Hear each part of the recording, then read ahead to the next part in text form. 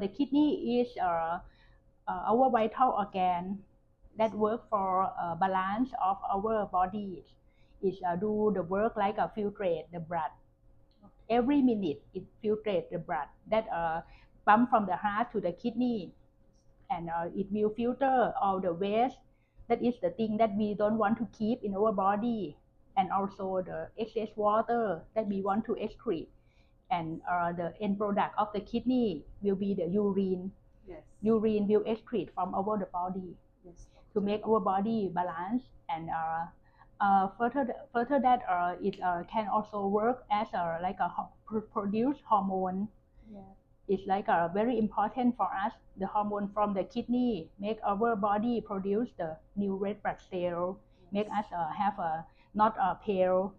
Okay, and other hormone that important is to make our bone strong. It turn the vitamin D from the inactive form to be active, and the body can use like that.